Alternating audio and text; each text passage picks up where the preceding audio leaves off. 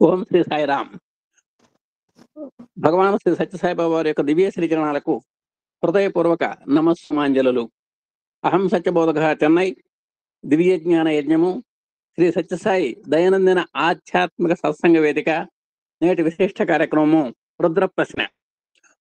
రుద్ర పరిశీలకులు, పరిశోధకులు, ప్రవచనకర్త అయినటువంటి డాక్టర్ శ్రీ డిఎస్ శాస్త్రి గారి చేత ఇవాళ ప్రవచనం ఉంటుంది. స్వామి యొక్క దివ్యాశీస్సులు, మా అధినేత దంపతుల యొక్క శుభాకాంక్షలు, మా ఆత్మీయ సోదరు సోదరిముల యొక్క శుభకామనలతో వారిని ఆధ్యాత్మిక సత్సంగానికి ఆహ్వానిస్తూ సాయిరామ్ సార్, హృదయపూర్వక సాయిరామ్. అందరికీ నమస్కారం. ఓం నమో భగవతే రుద్రాయ. మనం 7వ అనువాకంలో మొదటి 3 మంత్రాలు అయిపోయినాక ఆ తర్వాత 3 మంత్రాల యొక్క సమిష్టిగా 4, 5, 6 మంత్రాల్ని ధనుర్బాణపరమైన అస్త్రపరమైనటువంటి అస్త్రాల పరమైనటువంటి మంత్రాల్ని అన్వయం చేసుకుంటూ అందులో 4వ మంత్రాన్ని కూడా నిషంగిణేచ ఇషుధిమతేచ అనే మంత్రం యొక్క వివరాలు లాస్ట్ టైం తెలుసుకున్నాం. అందులో ఖడ్గానికి అంబుల పొదికి ఈ 2 చెవటాన్ని, అంటే చూడటానికి పైకి విరుద్ధంగా ఒకదానికొకటి సంబంధం లేనివిగా కనపడుతున్న ఆ ద్వయంలో ఉన్నటువంటి విశేషాన్ని మనం కిందసారి కొంతవరకు తెలుసుకునే ప్రయత్నం చేశాం. ఈ 3 మంత్రాల్ని సమిష్టిగా చూసేటట్టయితే వెనక మంత్రాలు వినున్న వాళ్ళకి ఒక ఆలోచన కలుగుతుంది. ఏంటి ఇందులో మనం చెప్పుకున్న మంత్రాలు ఏమిటి? నిషంగిణేచ ఇషుధిమతేచ, తీక్ష్ణేషవేచ ఆయుధనేచ, స్వాయుధాయచ సుధన్వనేచ. ఇది 7వ అనువాకంలో చెప్పుకున్న మంత్రాలు. ఒకసారి కొంచెం బ్యాక్గ్రౌండ్కి పోయి 3, 4 అనువాకాలు కనుక మనం చూసేటట్టయితే 3వ అనువాకంలో ఉన్నటువంటి మొట్టమొదటి 3 మంత్రాల్ని, అంటే కర్మపరంగా మనం చెప్పుకున్న మంత్రాల్ని, సంచిత ఆగామి ప్రారబ్ధపరమైనటువంటి కర్మపరంగా మనం చెప్పుకున్న ఆ మంత్రాల్ని ఒకసారి గుర్తు చేసుకునేటట్టయితే కొంచెం తేడాతో అదే మంత్రాన్ని మళ్ళీ రిపీట్ చేశారా అనిపిస్తుంది మనకి. ఇక్కడ ఆ 3వ అనువాకంలో మంత్రాల్ని చూసేటట్టయితే సహమానాయ నివ్యాధినే ఆ వ్యాధినేభ్యాన్ నమో నమ. ఇందులో 2వ మంత్రం ఆ వ్యాధినేభ్యాం నివ్యాధినే ఆ వ్యాధినేభ్యాన్ నమో నమ. 2వ మంత్రం 3వ అనువాకంలో కకుభాయ నిషంగిణే స్తేనానాంపతే. నిషంగిణే అందులో వస్తుంది మనకి. 3వ మంత్రానికి వచ్చేటప్పటికి నిషంగిణే ఇషుధిమతే తస్కరాణాంపతే. ధనుర్బాణాలు, కత్తి అన్ని ధరించిన వాడు. ఈ 3వ అనువాకం ఈ మాదిరిగా చెప్పిన తర్వాత ఈ 3వ అనువాకాన్ని ద్రష్టగా దర్శించిన మహర్షి సాక్షాత్ రుద్రుడు. అంటే కాలస్వరూపుడైనటువంటి రుద్రుడు సంపూర్ణమైనటువంటి కాలం మీద సంపూర్ణమైనటువంటి అధికారంతో ఆయనే కాలస్వరూపుడు, ఆయనే కాలాతీతుడు, ఆయనే కాల దర్ప దమనుడు. కాబట్టి అది స్వామి గనక కృష్ణ అవతారంలో ఆ గోపికను గురించి చెప్పినట్టు, లేదు రామ అవతారంలో కౌశల్య పుత్రుడుగా పుట్టిన రాముడు ఇంకా చాలా చిన్నతనంలోని ఉయ్యాల్లో ఉండంగానే కౌశల్యాదేవికి చూపించిన లీల, ఆవిడ నైవేద్యం పెట్టిన పాయసం ఈయన మూతి మీద ఉండటం.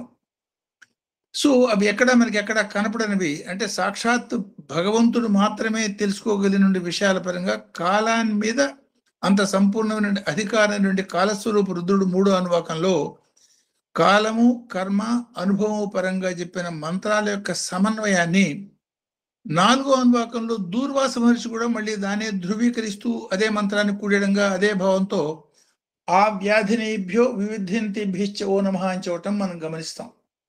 అంటే 3వ అనువాకంలో ఏదైతే చెప్పారో ఆదేశంగా, ఒక సూచనగా సాక్షాత్ రుద్రుడు ఏది చెప్పాడో దాన్నే అంశావతారైనటువంటి దూర్వాస మహర్షి 4వ అనువాకంలో ధృవీకరించడం చూసినాక ఇక్కడ 7వ అనువాకంలో, 7వ అనువాకం అంటే సాధన సంపూర్ణతకి సంకేతం, షట్చక్ర ఉపరి సప్తమం అనే దానికి సంకేతం అని మనం అనుకున్నప్పుడు సాధనలో పరిపూర్ణత పొంది షట్చక్రాలు దాటి సప్తమ స్థితికి చేరాల్సింది మానవుడేను అన్న సంకేతంగా మానవ మహర్షి దర్శితమైనటువంటి ఈ మంత్రాల్లో ఆ భావాలు అంటే 3వ అనువాకంలో నుండి మొదటి 3 మంత్రాల భావాలు, 4వ అనువాకం నుంచి తొలి మంత్రం 3 అంటేనేమన్నా అన్ని రకాల త్రిపుటులు, 3వ అనువాకం 1, 2, 3 మంత్రాలు అన్ని రకాల త్రిపుటులు, విశ్వం అంతా త్రిపుటిమయం దానికి సంకేతం. 4వ అనువాకంలో 1వ మంత్రం 4.1 5 అంటే ప్రపంచానికి సంకేతం. ప్రపంచాన్ని దాటాలంటే ముందు కాలం యొక్క లక్షణాన్ని, కాలం యొక్క తత్వాన్ని అర్థం చేసుకొని దాన్ని అధిగమించి సాధన ద్వారా కాలాతీత స్థితి పొందినప్పుడు మాత్రమే ఈ కర్మలకి పాశాలకి అతీతంగా మనం పొందగలుగుతాం అన్న భావాన్ని 3వ అనువాకంలో 4వ అనువాకంలో చెప్పబడుతున్న భావాన్ని 7వ అనువాకంలో 4, 5, 6 మంత్రాలుగా ఈ రోమసి మహర్షి దర్శించి మనకి చూపిస్తున్నట్టుగా మనకు అర్థమవుతుంది. అంటే ఒకే మంత్రాన్ని రిపీట్ చేయటం అనే భావనగా ఇక్కడ మనం తీసుకోకూడదు. ఒకే నార్మల్గా రిపిటేషన్ని అంటే పునశ్చరణని కావ్యాల్లో దాని దోషం కింద భావిస్తారు. సాధారణమైనటువంటి భగవన్నామాల్లో లలితా సహస్రనామం లాంటి మహత్తరమైన వశిన్యాది వాగ్దేవతలు స్వయంగా చెప్పిన నామాల్లో కూడా పునరావృత్తి మనకు కనపడుతుంది. రిపిటేషన్ గా మాత అనే మాట, సో అనేక రకాల ఎన్నో వివరాలు, ధర అనే మాట రిపీట్ చేసిన, అంటే రిపీట్ చేసిన కాదు, అక్కడ దాని యొక్క ప్రత్యేకత, దాని యొక్క మరొక యాంగిల్లో దాన్ని అర్థం చేసుకోవటం అనే భావాలుగా దాన్ని అక్కడ చూడాలి. నామాల్లో రిపిటేషన్ని ఆ మాదిరిగా చూస్తే ఈ మంత్ర శబ్దాల్లో వచ్చినటువంటి రిపిటేషన్ని ఒకటి దాని యొక్క ప్రాధాన్యతని అర్థం చేసుకోవటం, రెండోది సందర్భానుసారంగా ఒకే శబ్దం అంటే గిరి, గిరిశంత, గిరిత్ర, గిరీష ఎన్నో రకాలుగా మనం చెప్పుకున్నాం.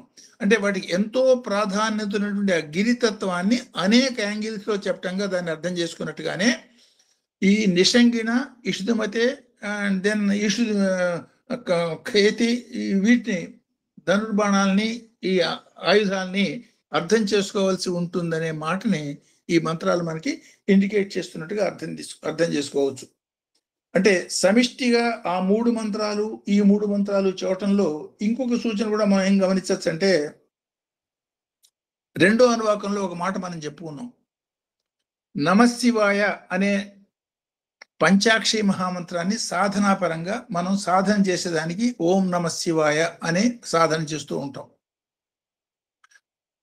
మెట్టుమెట్టుగా బ్రహ్మ, విష్ణు, మహేశ్వర, కాలబ్రహ్మ, సదాశివ బ్రహ్మ దాటి నిరాకార పరబ్రహ్మ అనే 6 మెట్లు చేరేదానికి సంకేతంగా నా మా సి వా య అనే మాటల్ని తర్వాత ఓంకారాన్ని మనం భావించినప్పుడు అదే భగవంతుడు మనం అనుగ్రహించేదానికి కిందకు వచ్చిన స్థితిలో మనం ఊహించేటట్టయితే అది యకారం దగ్గర నుంచి నకారం దాకా పైనుంచి మెట్టుమెట్టుగా కిందకి దిగి రావటం గమనించాము.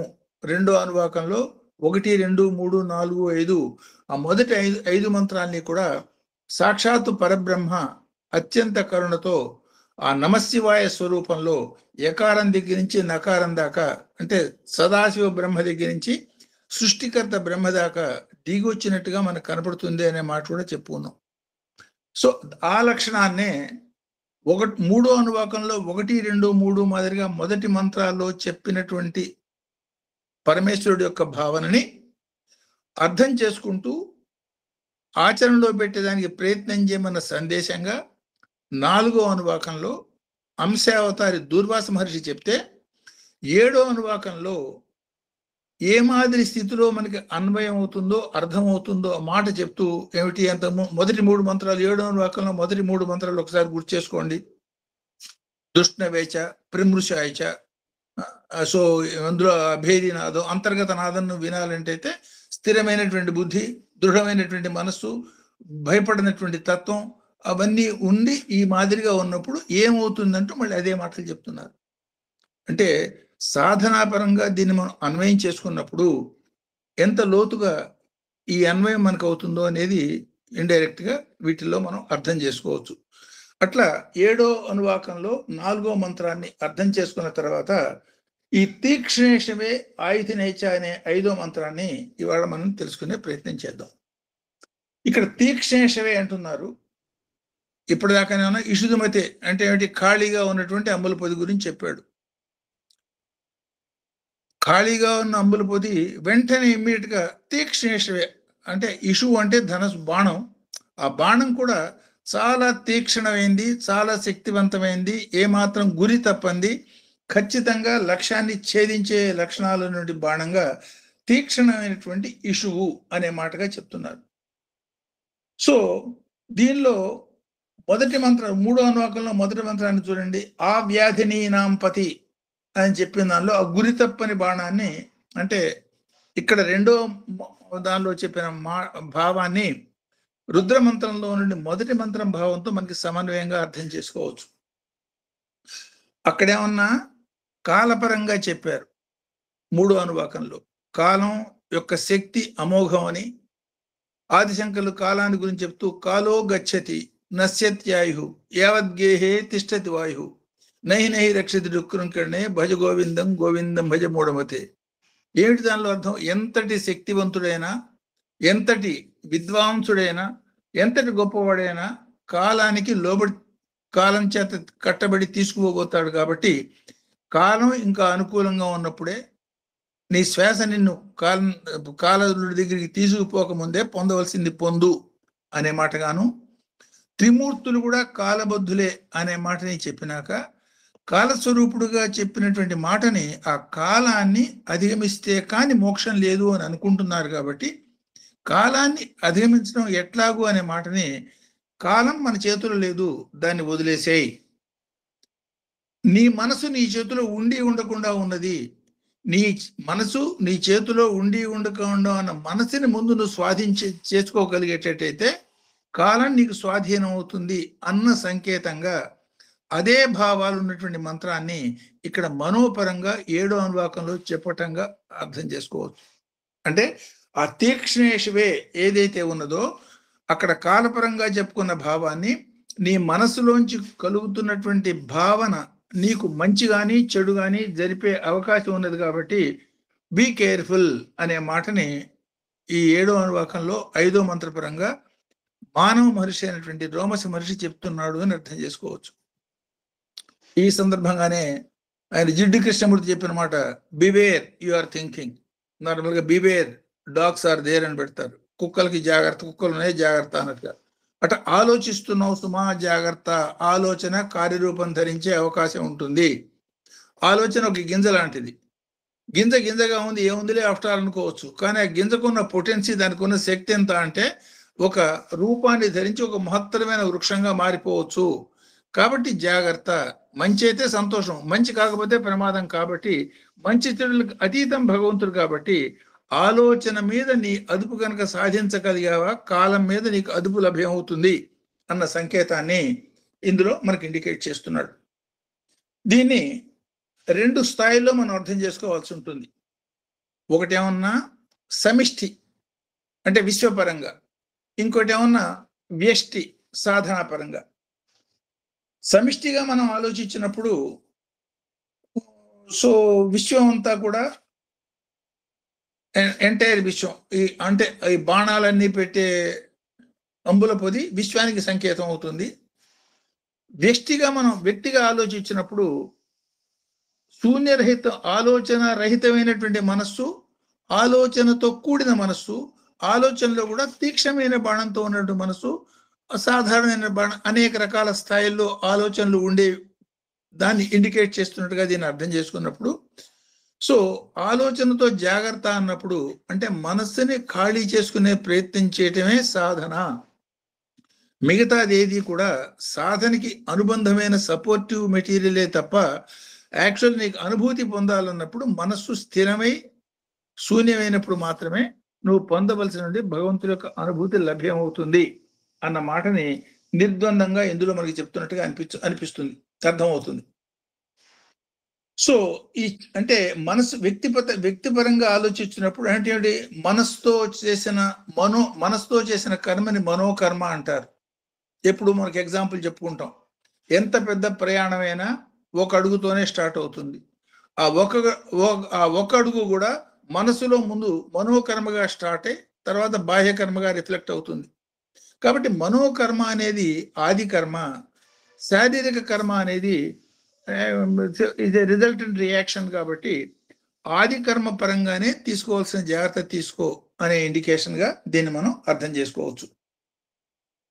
సో ఇప్పుడు అమోఘము గురి తప్పని బాణాలు ఉండటంలో ఒకసారి కనుక దీన్ని అంటే బాణాన్ని గురించి, దాని యొక్క తీక్షణత గురించి, దానికి గురి తప్పని లక్షణాన్ని గురించి, ఈ లక్షణాలన్నీ చెప్తూ మళ్ళీ అమ్ములపది కాడి అనటంలో మనో సంకల్పాల్ని శూన్యం చేసుకునేదానికి స్వామి చెప్పిన man minus mind is God అన్న మాటగా ఇండైరెక్ట్ గా మంత్ర రూపంలో చెప్తున్నారని దీన్ని అనుకున్నప్పుడు, అంటే ఈ ప్రార్థనని ఇండైరెక్ట్ గా ఎట్లా అర్థం చేసుకోవచ్చో ఒకసారి చూడండి. 1వ అనువాకంలో బాణాల్ని విత్డ్రా చేయమన్న నారద మహర్షి యొక్క ప్రార్థనని ఆ 15 మంత్రాల్లో 11, 12, 13 10, 11, 12 మంత్రాల్లో చూస్తాం. 13, 12, 13, 13, 14, 15లో భగవంతుడి యొక్క అభయాన్ని చూస్తాం. అంటే భగవంతుడి యొక్క అభయం పొందబోయేందు నారద మహర్షి చేసిన ప్రార్థన ఒకసారి గుర్తు చేసుకునేటట్టయితే ఏమిటి, నీ చేతిలో ఆ బాణం వంకర పోగాక, ఆ బాణం మూలుగు లేకుండా పోగాక, లేదు ఆ ధనస్సుకి అల్లెతాడు ఊడిపోగాక, లేదు ఆ ధనస్సు అల్లెతాడు 2 పక్కల నుంచి ఊడిపోయి అది నిరుపయోగం అయిపోగాక. ఇవి చూడటానికి పైకి చూస్తే, పైకి నార్మల్ గా ఆలోచిస్తే ధనస్సు బాణం అంబులు అనుకునేటట్టయితే ఏమిటి గందరగోళం, నాన్ సెన్స్ అనిపిస్తుంది.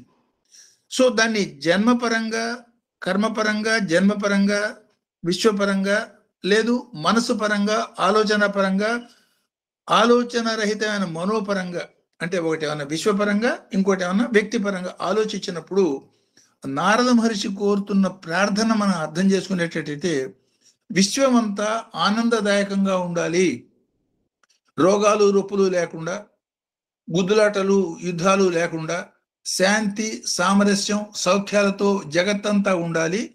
మనసు కూడా ఆలోచన రహితంగా, నిశ్శబ్దంగా, ఆనందాన్ని, అంటే స్వాత్మారామ లవీభూత అంటారు. అంటే ఏంటి, తనలో తనే తన యొక్క ఆత్మతత్వాన్ని ఆనందిస్తూ ఉండే ఆ మాదిరి తత్వాన్ని ఉండే సొసైటీని కోరుకోవటంగా దాన్ని అర్థం చేసుకోవచ్చు. అంటే ఏ పరిస్థితుల్లో, అంటే విశ్వశాంతి వ్యక్తి శాంతి యొక్క అవినాభావ సంబంధం ఎంత బలంగా ఉంటుందన్న మాటని ఇండైరెక్ట్ గా ఈ 7వ అనువాకంలో మంత్రం మనకి ఇండికేట్ చేస్తోంది. దీన్నే స్వామి చెప్పిన చిన్న కథ రూపంగా మనం ఒకసారి గుర్తు చేసుకునేటట్టయితే, భారతదేశం ప్రపంచం యొక్క మ్యాపు ఒక పక్క సైంటిస్టు చిన్నపిల్లవాడు, ఆ చిన్నపిల్లవాడికి సైంటిస్ట్ ఇచ్చినటువంటి ఎక్స్పెరిమెంటల్ టార్గెట్, అంటే ఆ కథ గుర్తుండి ఉంటుంది చాలా మందికి. సైంటిస్ట్ తను చాలా తీవ్రంగా పనిచేసుకుంటున్నప్పుడు సొంత కొడుకు వచ్చి డిస్టర్బ్ చేస్తుంటే వాడిని కొంచెం దూరంగా పంపించేదానికి ఒక పజిల్ వాడికి ఇస్తాడు. ఏమిటి ఆ పజిల్ అంటే, ఒక పెద్ద న్యూస్ పేపర్ చూస్తే దాని మీద వరల్డ్ మ్యాప్ ప్రింట్ అయి ఉంటుంది.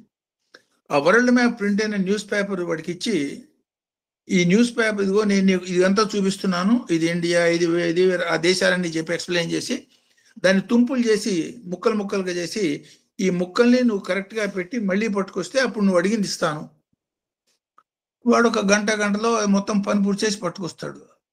ఈసారి షాక్ తిని ఆశ్చర్యపోయినవాడు సైంటిస్టు, అరే ఎట్లా చేసావురా, సాధ్యం కాలేదు, ఇంత తొందరగా ఎట్లా చేయటం కుదిరిందంటే, వాడు చెప్తాడు, నువ్వు చెప్పిన పని నేను చేయలేదు, ఆ యువతల పక్క ప్రపంచానికి అవతల పక్క చిన్నపిల్లవాడి బొమ్మ ఉన్నది. ఆ చిన్నపిల్లవాడి బొమ్మలో దాన్ని నేను చూసి తలకాయ ఇక్కడ ఉన్నది, కాలు ఇక్కడ ఉన్నది, చెయ్యి ఇక్కడ ఉన్నది, ఇది ఇక్కడ ఉంది, నన్ను చూసుకుని ఆ బొమ్మలో చెయ్యి కాలు ఎక్కడెక్కడుందో ఆ మాదిరిగా పెట్టాను, ఇటు తిప్పితే ప్రపంచం అయిపోయింది. అంటే ఏమిటి దాని అర్థం, అది మనసులు మంచి అయితే మతమేమి చేసినా అని స్వామి చెప్పిన మాట. మనస్సుని కనుక మనం స్థిరం చేసుకోగలిగేటట్టయితే, మనస్సుని పాజిటివ్ గా చేసుకోగలిగేటట్టయితే, ఏ కార్యక్రమాలు మనం చేసినా, అది సేవ కావచ్చు, భజన కావచ్చు, లేదు ఇంకొక అర్చనా కార్యక్రమం కావచ్చు, అభిషేకం కావచ్చు. మనస్సుని స్థిరం చేసుకోవటం, ఆలోచనలు దాదాపు లేకుండా చేసుకోవటం చేసే ప్రయత్నమే సమస్త సాధనలకి అల్టిమేట్ అనే మాటని, దాన్ని పొందేదానికి ఈ రెండింటి యొక్క సమన్వయాన్ని, విశ్వంతో సమన్వయం చేసుకుంటూ నువ్వు చేస్తున్న సాధనే నీకు ఉపయోగపడుతుంది అనే మాటని 7వ అనువాకంలో చెప్పటాన్ని స్వామి సత్యసాయి సేవా సమితులు ఆర్గనైజేషన్లో దాన్ని స్పిరిచువల్ ఆర్గనైజేషన్ అని పేరు పెట్టి, ఆ స్పిరిచువల్ ఆర్గనైజేషన్లో ఈ సేవలకి కానీ గ్రామ సేవ, రామసేవ, అనేక రకాల కార్యక్రమాలు, చిన్న పెద్ద ఇవన్నీ ఎందుకు పెట్టారనేది కనుక ఆలోచిస్తే, ఈ సంతులనం కాకుండా మానవుడి యొక్క పురోగతి, వ్యక్తిగతంగా నేను కూర్చుంటాను, సాధన చేస్తాను, మెడిటేట్ చేస్తాను, యూజువల్గా అవే చూస్తుంటాం. యూట్యూబ్ నిండా పనికిరాని గురువులు, లక్షలాది మంది దాని మీద కామెంట్లు, ఇవన్నీ చూస్తూ ఉంటాం యూజువల్గా. వీటి వల్ల మీకు ప్రయోజనం పొందగలిగేది పెద్ద పెద్ద మాటలు కార్యం దగ్గరికి వచ్చేప్పటికి చాలా తక్కువ ఉంటుంది. నిజంగా నువ్వు ఫలితం పొందాలంటే వ్యక్తి సమిష్టి రెండింటినీ సమన్వయం చేసుకొని నీ శాంతి విశ్వశాంతి సమన్వయం చేసుకుంటూ ఉండే విధానంగా పోయినప్పుడు మాత్రమే సాధ్యమవుతుందని స్వామి చెప్పిన సూచనకి ఆధారభూతమైనటువంటి రుద్రమంత్రంగా ఈ 7వ అనువాకంలో ఉన్నటువంటి 5వ మంత్రాన్ని మనం అర్థం చేసుకోవచ్చు. అంటే ఈ చూడటానికి, పైకి చూడటానికి కోరిక ఉన్నది, మామూలు కోరికలాగా వాడు బాగుండాలి. సో ఇందులో ఎంటైర్ మొన్న అభిషేకం చేసుకున్నప్పుడు మనం అనుకున్నాం, ఇది నమ్మకాన్ని గురించి. తర్వాత చెమకం మనం చెప్పుకునేటప్పుడు చెమకంలో మొత్తం 347 కోరికల లిస్టు 11 అనువాకాల రూపంలో ఉంటుంది. అవన్నీ కోరికలే. నాకు ఒంట బాగుండాలి, ఇల్లు బాగుండాలి, రాళ్ళు ఉండాలి, రప్పలు ఉండాలి, ఆ ధాన్యం దొరకాలి, ఈ ధాన్యం దొరకాలి, ఆరోగ్యంగా ఉండాలి, సంతోషంగా ఉండాలి, తినే ఫ్రెండ్స్ ఉండాలి, తినేదానికి తాగేదానికి, ఈ కోరికల లిస్ట్ అంతా అందులో కనపడుతుంది. ప్రతి లిస్టు వెనకాల కూడా చివరికి ఏ భావన ఉంటుంది? యజ్ఞేన కల్పేతాం, త్యాగబుద్ధితో ఒక యజ్ఞం నిర్వహించినట్టుగా నేను చేసుకోగలిగిన స్థిరమైనటువంటి మనోస్థిరత్వంతో నేను దీన్ని అనుభవించుగాక అనే మాటతో కలిసి ఉంటుంది. అంటే ఆ కోరికల యొక్క లిస్టు ఒక్క మాటలో మనం చెప్పాలంటే, ఏ కోరిక లేకుండా నా మనసు స్థిరంగా ఉండుగాక అని కోరుకున్నట్టు. అది కూడా కోరికే, కానీ ఆ కోరిక యొక్క ధ్యేయం ఏమిటి? నా మనసు కోరికలు లేకుండా ఉండాలి అనే కోరిక అయినా కూడా అది కోరికలకి అతీతమైనటువంటి నిష్కామ స్థితికి తీసుకుపోయేది కాబట్టి ఉపయుక్తము అనే భావనని ఈ మంత్రంలో మనం చూడొచ్చు. అంటే ఏ కోరిక కోరుకోవటం మూలంగా కోరికలు అవసరం లేకుండా పోతుందో ఆ స్థితి. స్వామి చెప్పిన హెడేక్ టాబ్లెట్, ఇంకోసారి టాబ్లెట్ వేసుకోకుండా ఉండేదానికి ఇప్పుడు వేసుకుంటున్నాను అన్నట్టుగా ఆ భావనని, అందులో ఉన్న ఉదాత్తతని, ఈ మంత్రంలో ఉన్న ఉదాత్త భావాన్ని ఆ మాదిరిగా మనం అర్థం చేసుకోవచ్చు. అంటే దీనికి చెప్పే స్టెప్స్ ఏమిటంటే, స్ట్రైట్ అవే నేను కూర్చొని అమనస్కత స్థితి అంటే అసాధ్యమైన విషయము. ముందు స్థిర మనస్కతి, మంచి కార్యక్రమాలు త్యాగ విధానంగా చేస్తున్నప్పుడు ఆ విశేషమైన కార్యక్రమాల్లో ఇది భగవత్ ప్రీత్యర్థం మూడవ. ఆ తర్వాతకు వచ్చేటప్పటికి మనోస్థిరత్వం తర్వాత అమనస్కత్వం. అట్లా మెట్టుగా ఈ 5-6 మెట్ల రూపంలో మెట్టుగా పైకెక్కి పొందవలసిన ఉదాత్తమైన భగవంతుడి యొక్క అనుభూతిని ఆ మాదిరిగా పొందండి అన్న మానవ మహర్షి యొక్క అనుభవపూర్వకమైనటువంటి వాక్యంగా దీన్ని మనం తీసుకోవచ్చు. అంటే దీనికి మొట్టమొదటి స్థాయి ఏమిటాయి అంటే, విశ్వంలో జరుగుతున్నటువంటి ప్రతిదానికి కూడా సాధారణంగా మనం చాలా తీవ్రంగా రియాక్ట్ అవుతాం. మంచి జరిగింది, చాలా సంతోషం. ఎవడ పొగిడాడు, చాలా సంతోషం. ఎవడ తిట్టాడు, చాలా దుఃఖం కలుగుతుంది. లేదు, మంచికి చెడుకి కూడా చాలా తేలికగా, చాలా తీవ్రంగా ప్రతిస్పందించే లక్షణాన్ని ముందు తగ్గించుకోండి. విశ్వంలో జరుగుతున్నది ఏది కూడా శివ సంకల్పం లేకుండా జరగదు అనే మాట మీద ముందు దృఢమైన నమ్మకాన్ని ఏర్పరచుకోండి.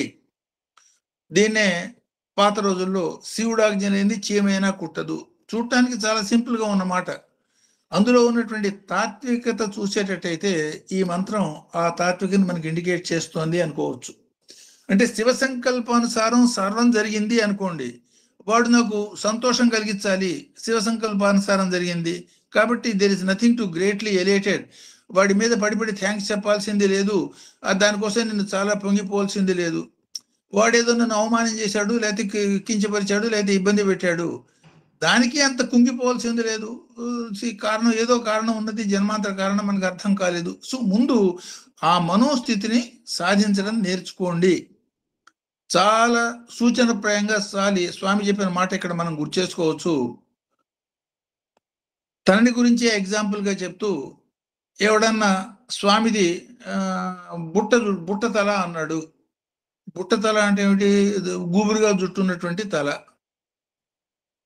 నిజంగానే వాడు బుట్టతల అన్నప్పుడు నాకు ఎందుకు కోపం రావాల్సిన అవసరం ఏమున్నది? నిజంగా నా తల బుట్టతలే కదా, జుట్టు అంతా చాలా గుబురుగా ఉన్నది కదా.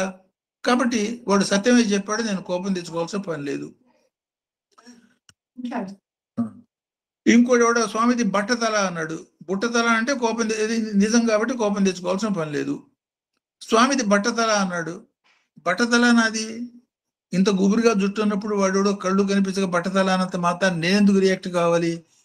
కాబట్టి నాది బట్టతల కాదని తెలుసు, నాకు తెలుసు కాబట్టి నేను రియాక్ట్ కావక్కర్లేదు. అంటే తర్వాత జరిగింది ఏమిటి? వాడు బుట్టతలన్నా దెర్ ఇస్ నో రియాక్షన్, బట్టతలన్నా దెర్ ఇస్ నో రియాక్షన్. అంటే సొసైటీలో ఏ మాదిరిగా ఉండటం మూలంగా మన మనస్సు ప్రతి చిన్నదానికి చెలించిపోకుండా, అంటే గాలిలో పెట్టిన దీపంలాగా ఉండకుండా చుట్టూతా కవర్ చేసిన దీపంలాగా వెలుగుతూ ఉండాలి, కానీ నిశ్చలంగా ఉండాలి. అట్లాంటి మనోస్థితిని ముందు సాధించండి. ఆ సాధించిన తర్వాత మాత్రమే అమనస్కత స్థితి సాధ్యమవుతుంది తప్ప ఒకేసారి ఉట్టికెక్కలేనమ్మ స్వర్గానికి ఎక్కింది అయినట్టుగా ఒకేసారి అమనస్కత అనేది సాధ్యం కాదు. దీనికి ప్రాక్టికల్ గా నాకే జరిగిన సంఘటన ఒకటి చెప్పగలదు. చిన్న విషయం జరిగింది, చెప్తాను. Maybe it is 45 years back. Puttaparthi చాలా తరచుగా వస్తూ ఉండేవాళ్ళం. వచ్చి అక్కడ తెలిసిన వాళ్ళు ఉంటే వాళ్ళతో పాటు ఉండి స్నానం చేసేటప్పుడు కూడా, స్వామి నా మనసు నీకే అర్పిస్తున్నాను, మన మన మనం మనం చాలా గొప్ప పని చేస్తున్నాం, మన ప్రేయర్ ఆ మాదిరిగా ఉంటుంది, స్వామికి మనసు అర్పించేస్తున్నాను. బాగానే ఉంది. ఆనాడు స్వామి ఉపన్యాసం చెప్తూ, కొంతమంది ఇది స్నానం చేస్తూ వచ్చిన భావనది, మనస్సును అర్పించానంటారు, చాలా సంతోషం, కానీ ముందు మనసు వాడి కంట్రోల్లో ఉంటే కదా మనం నాకు అర్పించేది. నీకు కాని వస్తువు నువ్వు ఎట్లా ఇవ్వగలుగుతావు? ముందు దాన్ని చేతిలో తీసి పట్టుకుని ఇవ్వగలిగితే ఇవ్వగలుగుతావు.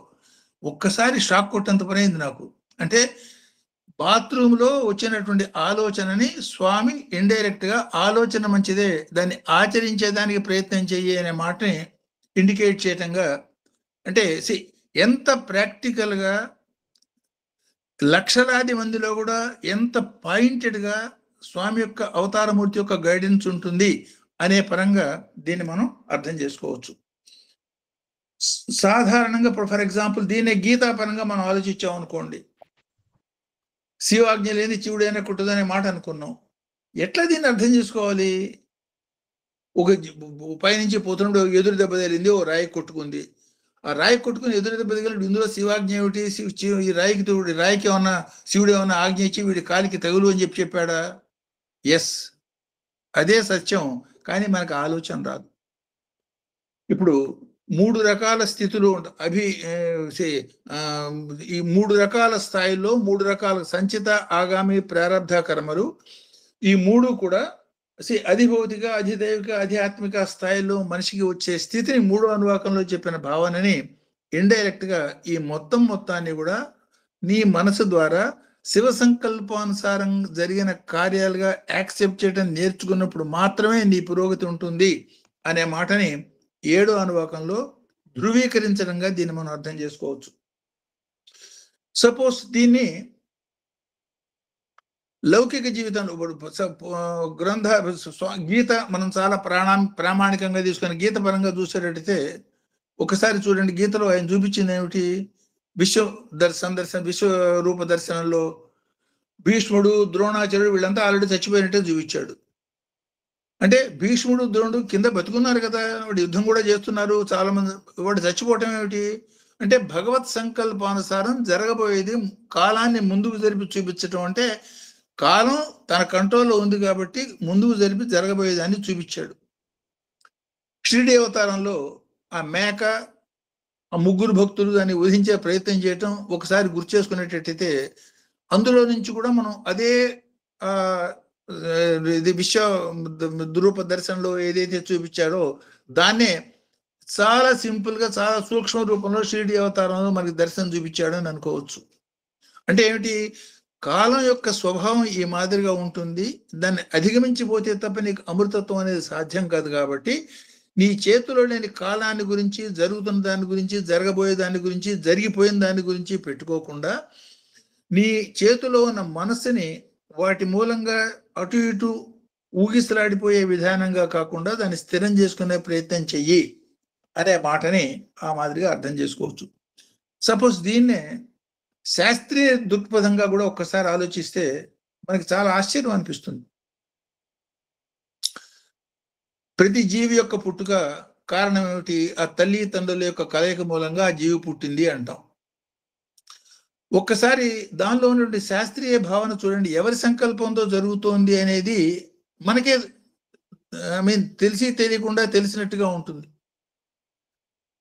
లక్షలాది వీర్య కణాలు ప్రవేశించినప్పుడు ఆ వాటిలో ఏదో ఒక్కటి మాత్రమే ఫలదీకరణ చెందటం అనేది సైంటిఫిక్ గా ఇవాళ మనం తెలుసుకున్న సత్యం. కొన్ని వందల వేల కణాలు ఉన్నాయని, ఆ వందల వేల కణాలన్నీ పోటీ పడి సంయోగం చెంది ఏకీకృతం అయ్యేదానికి చేస్తున్న ప్రయత్నంలో ఒకటి మాత్రం, అవన్నీ కూడా స్వయంచాలకం. అవేమిటి, వాటిలో స్వయంచాలకత ఎక్కడి నుంచి వచ్చింది? ఆ స్వయంచాలకతలో కూడా వేలాది కణాలు పోటీ పడుతున్నప్పుడు ఒకటి మాత్రమే సక్సెస్ అయ్యి అండం ఏర్పడి దాని మూలంగా జన్మ ఏర్పడటం అంటే ఈ జన్మకి కారణం ఎవరు? ఆ 1000లో ఆ పర్టికులర్ కణమే ఎట్లా సంయోగం చెందింది? దీని వెనకాల ఎవరున్నారు అంటే అసలు మన పుట్టక వెనకాల ఎవరున్నారు? ఇవన్నీ కూడా మనకి తెలిసి తెలియకుండా తెలిసినట్టుగా అనిపిస్తుంది. దాని యొక్క విస్తృతమైనటువంటి సూక్ష్మాతి సూక్ష్మమైనటువంటి భావాన్నే ఈ మంత్రంలో, అంటే ప్రతిదీ కూడా శివ సంకల్పానుసారం జరిగే విధానాన్ని గురించి మనకి ఇండికేట్ చేస్తున్నట్టుగా అర్థం చేసుకోవచ్చు. అంటే ఇప్పుడు దీన్ని మన భావానికి దీనికి సంబంధం ఏమిటి అది కూడా కొంచెం ఆలోచించేటైతే మన జీవితంలోనే అనుక్షణం మనం అనుభవించేవే. యవ్వనం ఆరంభ దశలో ఒకసారి మనం గుర్తు చేసుకునేటట్టయితే చాలా దర్పంగా అనిపిస్తుంది. ఎందుకని కొత్తగా మనకు కనపడుతున్న శక్తులన్నీ చాలా మనని ఏదన్నా సర్వసమర్థత అని ఏదన్నా చేయగలుగుతాం అనే ఒక రకమైన దర్పము, లేకపోతే ఒక రకమైన డాంబికము, లేక ఆరంభంలో కించిత్ గర్వపరమైన భావాలు మనకు కలుగుతాయి. అదే విత్ మెచ్యూరిటీ గ్రాడ్యువల్ గా పరిణితి ఇంకా పెరుగుతూ పోతున్నా కూడా ఆ మెచ్యూరిటీ పెరిగినప్పుడు ఈ గర్వపరమైనటువంటి భావాలన్నీ కూడా గంభీరమైన భావాలుగా మారిపోతాయి. అంటే గర్వం కాదు కావాల్సింది, గంభీరత కావాల్సి ఉంటుంది. ఆ గర్వస్థాయి నుంచి గంభీర స్థాయికి గ్రాడ్యువల్ గా మారే ప్రక్రియ అనుక్షణం నీ జీవితంలో నువ్వు చూస్తున్నావు కదా. అట్లా ఈ జరుగుతున్న కార్యక్రమాలన్నీ కూడా శివ సంకల్పానుసార కార్యక్రమాలుగా నువ్వు భావించగలిగినప్పుడు మాత్రమే ఆ నెక్స్ట్ స్టెప్ అయినటువంటి సమత, అంటే ఒకే సమనస్కత, సమత అనేది సాధ్యం అవుతుంది అన్న మాటని మనకి ఇండైరెక్ట్ గా ఈ మంత్రం మనకి ఇండికేట్ చేస్తోంది. సో ఇప్పుడు ఒక్కసారి శివ సంకల్పానుసారం అనుకోండి. శివ సంకల్పానుసారంగా అన్నప్పుడు దాన్ని యొక్క శివ సంకల్పానుసారమైనటువంటి చర్యగా దాన్ని మనం భావించినప్పుడు భగవంతుడి యొక్క అనుగ్రహ రూపంలో కలగటాన్ని, నేను చేశాను అన్న అహంకార భావంగా భావించినప్పుడు అదే కార్యక్రమం, అదే ఉత్తమమైన కార్యక్రమం కూడా పూర్తిగా విరుద్ధమైనటువంటి ఫలాన్ని అందించడాన్ని రావణాసురుడు, దక్ష ప్రజాపతి అట్లాంటి వాళ్ళ యజ్ఞ కార్యాలకి అతి సాధారణమైనటువంటి మనోభావనకి, ఇది యోగ వాసిష్టంలో ఉన్న కథ గుర్తు చేసుకునేటట్టయితే, కళ్ళు లేని పరిస్థితుల్లో ఒక గోతులో పడ్డాం, ఇప్పుడు మనం చేయగలిగింది ఏమిటి? నాకు చేతైంది ఫలానా యజ్ఞ మంత్రాలని ఇవ్వచ్చు, ఏది కానీ యజ్ఞ ద్రవ్యాలు ఏమీ లేవు. అట్లాంటి స్థితిలో వాడు మనోభావనతో 100 సార్లు ఆవృత్తులు పూర్తి చేసేటప్పటికీ పుష్పక విమానం వాడికి దిగొచ్చి, నాయన దేవేంద్ర పదవికి అధికారం సంపాదించో రమ్మని ఆహ్వానించి తీసుకుపోయినారు. అంటే ఏమిటి అర్థం? మన మనోభావనని ఎట్లా వాడుకోవటం? అహంకారంతో వాడావా, దాని ఫలితం రావణాసుడు లేకపోతే దక్ష ప్రజాపతి లాగా ఉంటుంది. త్యాగభావంతో వాడావా చాలా ఉదాత్తమైనటువంటి ఉత్తమ ఫలితాలు. నీకు ఆ ఉత్తమమైనటువంటి వీటి మీద కూడా నీ కోరిక లేదు, దేవేంద్ర పదవి ఇంకో నా కోరిక లేదు. ఇంకా ఉదాత్తమైన స్థితి అంటే నువ్వు వదులుకుంటూ పోతున్న కొద్దీ కూడా ఉత్తమోత్తమైన ఉన్నత స్థితికి చేరుకుంటూ పోతావు. అదే త్యాగేనేకే అమృతత్వ మానసు. ఆ త్యాగం యొక్క స్థితి ఏ స్థితి యొక్క ఎంత ఉదాత్తమైనటువంటి స్థితికి నీకు తీసుకుపోగలుగుతుందంటే స్కై ఈజ్ ద లిమిట్ అంటూ ఉంటారు మన మామూలు పరిభాషలో. అట్లా పరాశక్తి పరబ్రహ్మతత్వం అంతవరకు తన స్థితికి నిన్ను తీసుకుపోయేదాకా కూడా భగవంతుడు అనుగ్రహించే అవకాశం ఉన్నది సుమా. కాబట్టి జాగ్రత్త అన్న పరమైనటువంటి ఏ మాదిరిగా నువ్వు తీసుకుంటావు అనేది. సపోజ్ దీన్నే ఇప్పుడు భగవంతుడు అనేక రకాల కార్యక్రమాలు చేయటం ఈ యాంగిల్లో అంటే ఇవి మనం చూస్తున్నప్పుడు విశ్వామిత్రుడు అవతారమూర్తి నుండి అఖల్ కోట్కర్ మహారాజు లేదు సాక్షాత్ భగవంతుడు వీళ్ళు అనేక కార్యక్రమాలు మనం చూస్తూ ఉంటాం. అంటే ఫర్ ఎగ్జాంపుల్ విశ్వామిత్రుడు సృష్టి చేశాడు 100% బ్రహ్మ ఏ మాదిరిగా సృష్టి చేశాడో తన సంకల్పం చేత విశ్వామిత్రుడు కూడా అఖండమైన తపోశక్తి, ఆ తపోశక్తి యొక్క సంకల్ప శక్తితో సృష్టి చేశాడు. కానీ ఫలితం ఏమైంది?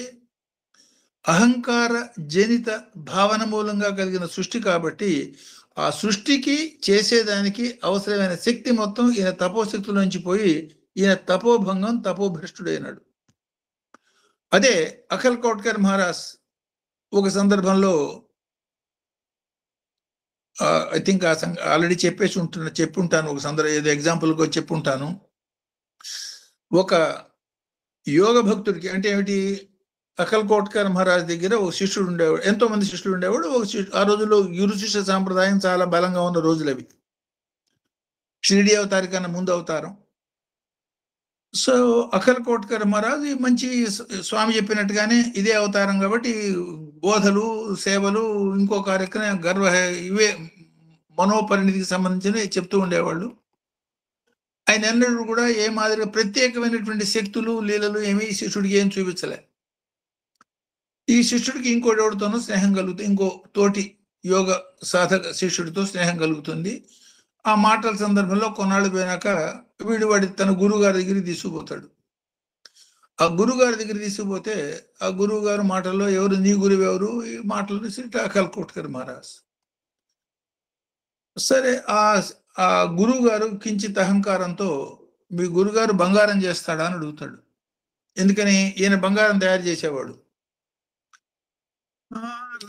నాకు తెలియదు అంటే అబద్ధం చెప్పేవాడు పెద్దగా నాకు తెలియదు అంటాడు. బంగారం చేయడం చేతకాని వాడు కూడా ఒక గురువేనా అని తృణీకరించి మాట్లాడతాడు ఈ గురువు. సరే వీడికి అనుమానం లేకుండా నిజంగానే బేస్ మెటీరియల్ రాగి కాప లేదా ఇనుము అట్లాంటి దాన్ని బంగారం చేసి చూపిస్తాడు కూడాను. నిజంగానే ఆయనకి బంగారం చేసే శక్తి ఉన్నది, చేసి చూపిస్తాడు. తన గురువుని అవమానం చేసేదానికి ఈ పిల్లవాడి మనసులో కొంచెం మనసు కష్టం కలుగుతుంది. కానీ ఏం చెప్పుకోలేడు, ఎవరితో చెప్పుకోలేడు. గురువు గారితో కూడా ఈ మాట చెప్తే బాగుండదు. ఇటు మీరు బంగారం చేస్తారని అడగలేడు కదా. సర్వం తెలిసిన జ్ఞాని భగవంతుడికి తెలియంది ఏం దాస్తావు భగవంతుడి దగ్గర నుంచి. కొంతకాలం గడుస్తుంది. కొంతకాలం గడిచినాక ఒక సందర్భంలో ఎవరైతే ఈ బంగారం చేశాడో ఆ గురువు, ఆయన శిష్యుడు, ఈ అఖల్ కోట్కర్ శిష్యుడు, ఈ ఇద్దరు ఉన్న సందర్భంలో అఖల్ కోట్కర్ మహారాజ్ అక్కడికి వస్తాడు. అక్కడికి వచ్చినప్పుడు ఈ చూసినాక బంగారం గురించి కదా వీడి మనసులో ఆలోచన, ఆయన చేయగలుగుతాడు. ఒక చెట్టు చూసి ఆ చెట్టు చూడంగానే ఆ చెట్టు వంక చూడు, బంగారాన్ని గురించి ఆలోచిస్తున్నారు వీళ్ళు. ఈ బంగారం చేయలేకపోయాడు గురువు అనే మాట చులకనగా మాట్లాడటం, అహంకారపూరితంగా మాట్లాడటం జరిగిన తర్వాత అఖల్ కోట్కర్ మహారాజ్ ఒక చెట్టు వంక చూసి ఆ చెట్టును చూడండి అంటాడు వీళ్ళని. ఆ చెట్టు మొత్తం కింద నుంచి పైదాకా బంగారంగా మారిపోతుంది. ఆకులు రెమ్మలతో సహా మొదలు దగ్గర నుంచి. షాక్ తింటాడు ఆ గురువు. ఏదో చాలా ప్రయత్నం చేసి ఒక గ్రాము బంగారాన్ని ఒక మెటీరియల్తో ఇంకొక మెటీరియల్ పరచవేది లాంటి దాంతో చేయటం అనేది చేతైన వాడు. షాక్ తింటాడు, అయిపోతుంది. బంగారం చేయడం చేతవాని అడిగిన ఈ శిష్యుడికి అన్నీ అయిపోతాయి. అప్పటి మట్టి ఆ గురువుకి బంగారం చేసే ఎబిలిటీ పోతుంది. ఎబిలిటీ పోయి ఆశ్చర్యపోయినాక అప్పుడు తన యొక్క తప్పు తెలుసుకుని కాళ్ళు పట్టుకున్నాక ఈ బంగారం వదిలేసే అసలు సిసలైన బంగారం ఆత్మ యొక్క బంగారు జ్యోతిర్మయ అనుభూతి పొందటమే అది బంగారం యొక్క అనుభూతి. అదే హిరణ్య గర్భస్థితి పొందటం దానికోసం పెట్టింది ఇది కాదని చెప్పి ఆ మార్గం చూపించి పంపిస్తాడు. అంటే ఏమన్నమాట అర్థం? ఈ లీలలు, ఈ శక్తులు, యోగపరమైనటువంటి పనులు మనం చేస్తున్నప్పుడు ఆ సాధనలో పొందే చిన్న చిన్న శక్తులు, జరుగుతున్నటువంటి వాటి గురించి ఎక్కువ వాటికి అవసరానికి మించి ప్రాధాన్యత ఇవ్వకుండా అవన్నీ కేవలం పురోగతి కోసం భగవంతుడు మనకి ఇచ్చినటువంటి అవకాశాలుగా భావించమనే తత్వాన్ని ఈ మంత్రం మనకి ఇండైరెక్ట్ గా ఇండికేట్ చేస్తుంది. సో అంటే కపాలమాలాధారి అనే శివతత్వాన్ని మనం ఏదైతే చెప్పుకుంటున్నామో, విశ్వంలో సమస్త జీవుల యొక్క సంకల్ప వికల్పాలకి కారణభూత శక్తి వాళ్ళకే తెలియకపోయినా వాళ్ళ వెనకాల కారణంగా ఉన్నాడు. కాబట్టి తెలియని వాడికి తెలియక నేనే చేశాను అనే అజ్ఞానంలో పడ్డా, జ్ఞానంతో నువ్వు తెలుసుకోవాల్సిన విషయం ఏమిటంటే ప్రతి దాని వెనకాల భగవంతుడి యొక్క అనూహ్యమైనటువంటి అదృశ్య హస్తం ఉన్నది కాబట్టి జరిగింది అని ఎక్కడికక్కడ భగవంతుడి చర్యగా దీన్ని అన్వయం చేసుకోవడం నేర్చుకునేటట్టయితే ఆ నెక్స్ట్ స్టెప్ మాత్రమే నీ ఆలోచనలు తగ్గటము, స్థిర మనస్కత, అమనస్కత అనే స్థాయిలు సాధ్యం అన్నమాటగా ఇది అన్వయం అవుతుంది. ఈ పరంగా ఈ స్వామి ఒక సందర్భంలో 2-3 సందర్భాల్లో చెప్పిన మాట కనుక మనం గుర్తు చేసుకున్నట్టయితే ఇక్కడ అంటే స్వామి లీలల పరంగా ఎందుకని విశ్వామిత్రుడి గురించి మనం చెప్పుకున్నాం.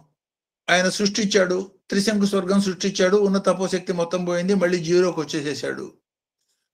అట్లాగే అట్లాంటి నాలెడ్జ్ ఉన్న ఒక భక్తుడు స్వామిని చాలా సిన్సియర్స్ గా మనస్ఫూర్తిగా స్వామిని అడుగుతాడు, స్వామి ఇట్లా మీరు ఎన్నో మహిమలు అవన్నీ చేస్తున్నారు కదా, ఈ మహిమలు అవన్నీ చేయటం మూలంగా యోగ భ్రష్టత అంటారు కదా, యోగ భ్రష్టత మరి అట్లాంటిది మీకు వర్తించదా అంటే స్వామి చెప్పిన మాట, ఈ నిష్కామ లీలల యొక్క ప్రధానమైనటువంటి ధ్యేయం సంస్కారం అంటే సంస్కారకే చమత్కారం అని చెప్పిన మాట ఆ సందర్భంలో చెప్పిన మాటే. అంటే భక్తుల యొక్క సంస్కారాన్ని వృద్ధి చేసేదానికి భగవంతుడు చేసిన లీలలు ఏది ఆశించి చేసినవి కాదు. సో ఏది ఆశించి చేయని ఆ నిష్కామ కర్మ, త్యాగ కర్మ అవతల వాడికి ఎలివేషన్ ఇస్తుంది తప్ప చేసిన వాడికి భంగం కలిగించదు అనే సంకేతాన్ని ఇండైరెక్ట్ గా స్వామి చెప్పడంగా ఆ స్థితికి పోయేదానికి మనమంతా సాధనలో ప్రయత్నం చేయవలసి ఉంటుంది అన్న పరమైనటువంటి భావనగా దాన్ని మనం తీసుకోవచ్చు. అట్లాగే శక్తి పరంగా లీలకి శక్తికి సంబంధం ఉన్నది.